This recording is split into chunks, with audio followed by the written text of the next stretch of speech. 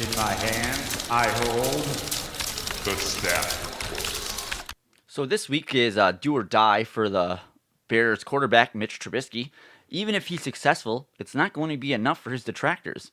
And honestly, this is about more than Trubisky's overall performance. Can he throw the ball for more than 4 yards? Can he throw the ball accurately and consistently? And let's just say he takes a step in the right direction. The first thing I'm pointing out, like his detractors will, is that he did this against a battered 2-5 Chargers team whose defense is meh at best. I was very outspoken about this Trubisky draft pick a few years ago.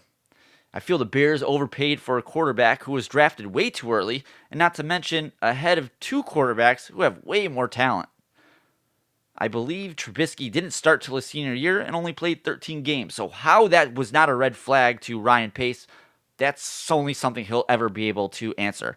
Trubisky is wildly inaccurate for a quarterback with 31 games under his belt and is being lapped by two guys drafted almost 10 spots down who have played maybe half the games Trubisky has.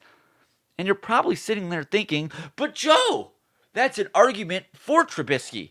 These other guys haven't been thrown into the fire and had a year to sit. Well, it doesn't matter.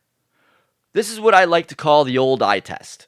What do your eyes tell you when you watch Mahomes, Deshaun Watson throw a deep ball that lands right into the hands of a running receiver? Actually, you can use Aaron Rodgers in that. Mahomes, Watson, Rodgers. Watch them throw a ball. Especially Rodgers. That's a horrible comparison, but that's kind of where you want to see a quarterback progress to. Rodgers throws the ball. Some of these receivers don't even have to stretch their arms out. It just lands there. Mahomes, Watson, they're showing a lot of progress for guys who've played maybe 50% of the games Mitch Trubisky has. And where was I here?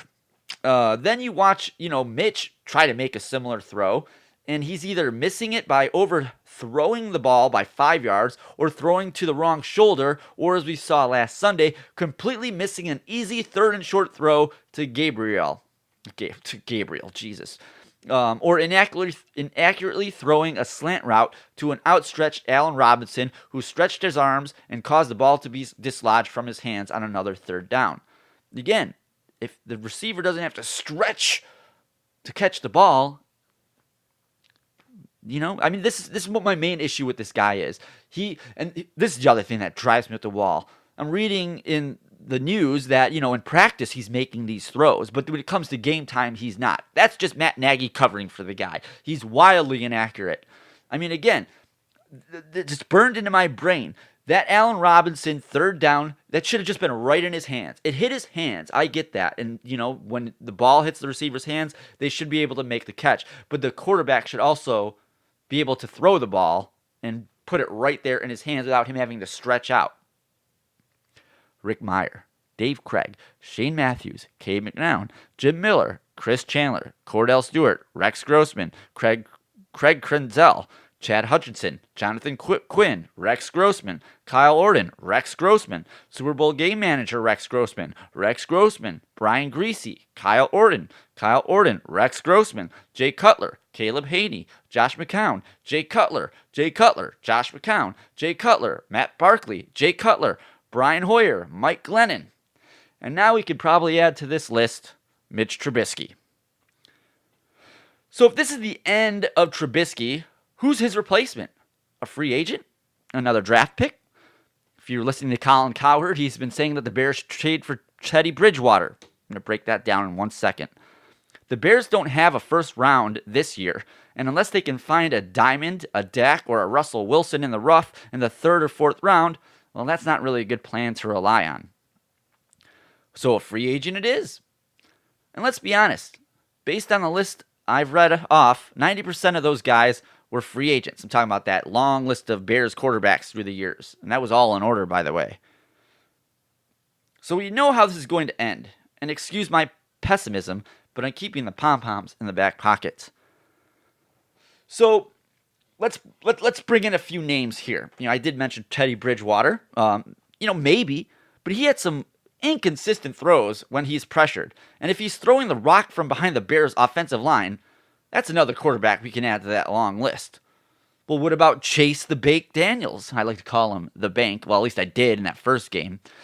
I don't think that's going to work. I mean, coming off the bench, he looks great because, most of I forgot. They played the Vikings when Mitch got injured. So the Vikings weren't preparing to play Chase Daniels, and he looked pretty good. But like the but like the Raiders, if you have time to prepare for Chase Daniels, well, you've seen the results. And it doesn't help that the defense is missing Akeem Hicks, and they got gashed by their running back. That guy's fast, by the way. What about Marcus Mariota? His offensive coordinator is running the offense in Chicago right now. I think that guy worked with him in Oregon. So, that's going to work. Except I haven't seen this guy do anything exceptional since his Oregon days. And that was when Obama was still in office.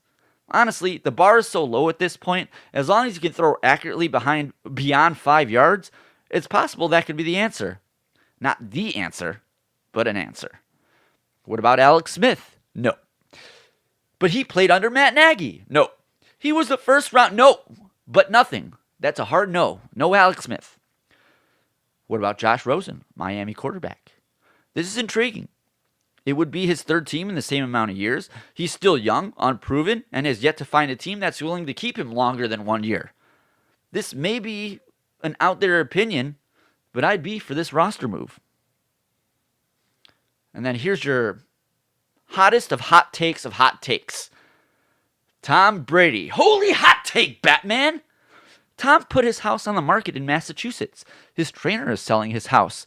He has set up his contract to be void after this season. As Adam Schefter has said, connect the dots. If I'm putting my money on this, I'm betting either Brady retires or he re-signs with the Pats. But if there's something boiling under the surface here that is being buried by the shut up and play culture and Brady defects to free agency for another contract with another team, you can't say the Bears are a bad landing spot.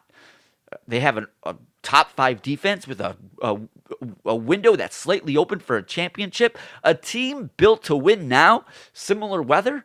The only hesitation on TB's part I could see would be the lackluster offensive line. Like I said, holy hot take, Batman. But remember, Favre played his last 2 years for the Vikings. And if we didn't have Cutler at the turn of the decade, I might be in possession of a number 4 Bears jersey. I'm just saying. And that's the staff report. We're trying to get a feel for how people spend their day. The staff reports.